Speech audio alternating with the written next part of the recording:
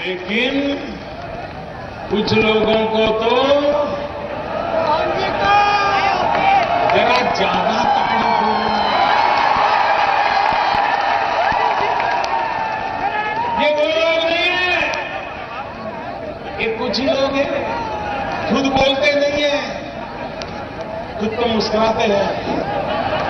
मोदी जी ने अच्छा किया। फिर पीछे से कहते हैं लोगों को, अरे भड़को भड़को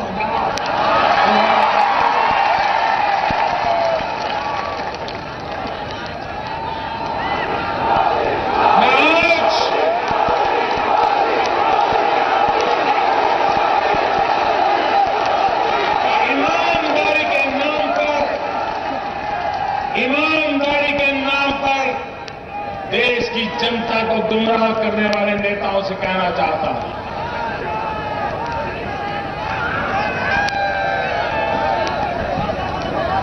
आप में हिम्मत हो तो पब्लिक ही बचाओ कि 500 और 1000 का नोट चलना चाहिए, भ्रष्टाचार चलना चाहिए, काला धन चलना चाहिए, बेईमानी चलनी चाहिए। बताओ,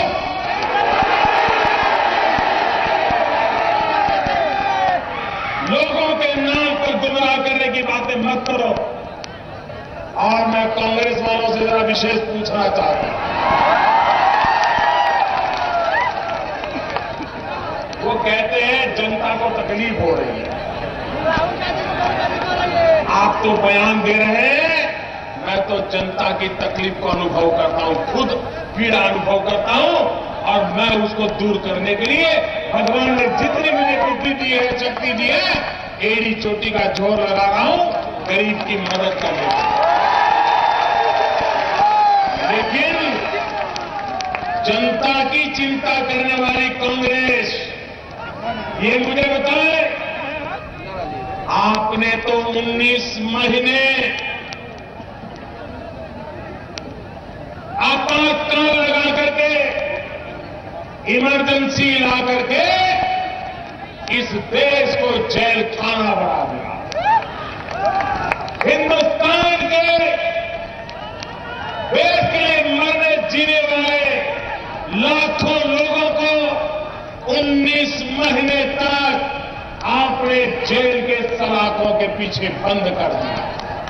आप कांग्रेस वालों ने हिंदुस्तान में उस जमाने में आपकी पुलिस लोगों के घर जाती थी, तुम्हारा वारंट निकलने वाला है, और वो बेचारा हाथ पैर जोड़ता था और वो कहता था 1 लाख रुपया दो, वारंट नहीं निकलेगा। इस देश के करोड़ों लोगों से जेल में बंद कर देंगे इस नाम से। करोड़ों रुपये ऐंठ लिए थे आपके नेताओं ने, कार्यकर्ताओं ने। आज आपने हिंदुस्तान के अखबारों पर ताले लगा दिए। आपने हिम्मत करने वाले अखबारों को जेल के सलाखे के पीछे एडिटरों को डाल दिया था। आपने पूरे हिंदुस्तान को जेल खाना बना दिया था।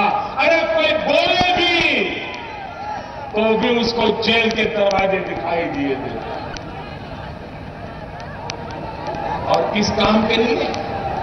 क्या ये सारा काम आपने भ्रष्टाचार को खत्म करने के लिए किया था? क्या आपने गरीबों की भलाई के लिए किया था? देश को याद है इलाहाबाद की कोर्ट ने श्रीमती इंदिरा गांधी को पार्लियामेंट मेंबर से हटा दिया, कानून हटा दिया, तो सिर्फ और सिर्फ आपके प्रधानमंत्री इंदिरा गांधी की गद्दी बचाने के लिए 19 महीने आपने देश को जेल खाना बना दिया। मुझे पूछ रहे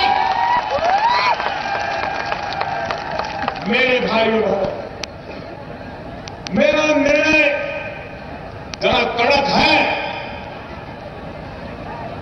और मैं जब छोटा था ना, तो जो गरीब लोग होते थे वो मुझे खास कहते थे कि मोदी जी चाय जरा कड़क बनाना।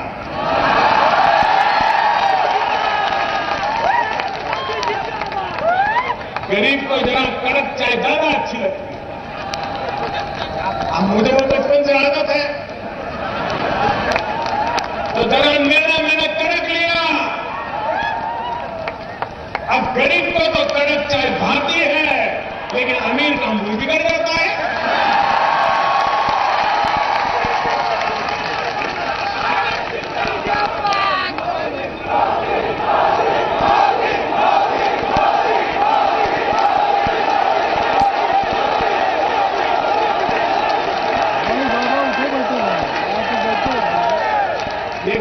वाले आज मुझे समझा रहे हैं, भाषण दे रहे हैं, उनके बड़े बड़े वकील भाषण दे रहे हैं, किस कानून से आपने 1000 रुपया बंद कर दिया 500 में? मैं कांग्रेस वालों को पूछना चाह रहा हूं कि भाई जब आपकी सरकार थी तब आपने भी एक बार चवन्नी बंद कर दी। वो चवन्नी बंद कर दी थी तब कौन सा कानून था, जरा मुझे बताओ। किसको पूछा था? कि ठीक है कि आप चवन्नी से आगे चल नहीं पाते, आपने अपने बराबरी का काम किया, हमारी बराबरी।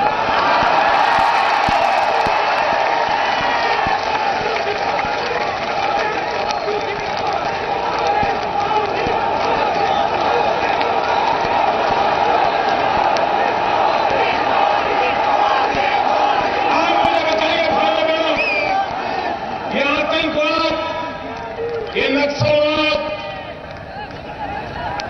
ये दिन रात बंदूकें बम, निर्दोष लोगों को मौत के घाट उतार दिया जाए, हमारे शहीद हो, हमारे नौजवान जिंदगी के सारे सपने तो अभी बाकी हो, मां भारती के लिए बलि चढ़ जाए।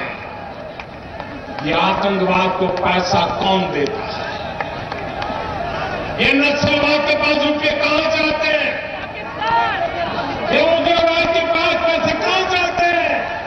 भाइयों बहनों, सीमा पार से हमारे दुश्मन वहां पर नकली नोटें छाप छाप करके हमारे देश में घुसे गए।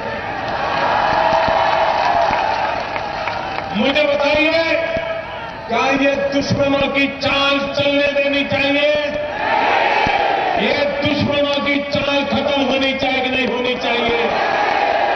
मैं उन नेताओं से सवाल पूछना चाहता हूं, आतंकवाद के खिलाफ लड़ाई लड़ने के लिए, नक्सलवाद के खिलाफ लड़ाई लड़ने के लिए, उग्रवाद के खिलाफ लड़ने के लिए ये जाली नोटों का खात्मा होना चाहिए कि नहीं होना चाहिए? ये जाली नोटें समाप्त होनी चाहिए कि नहीं होनी चाहिए? मुझे बताइए, 500 और 1000 की नोट पर अगर मैं हमला न बोलता तो ये जाली नोटें कभी खत्म हो सकती थी क्या? सामान्य मानवी को पता चलेगा कि कौन सी सही कौन सी नकली? इसी से वो कारोबार चलाते थे। और भाइयों बहनों, जब से 500 और 1000 नोटों पर हमला बोल दिया है, ये परेशान है, पेमेंट नहीं कर पा रहे, पेमेंट।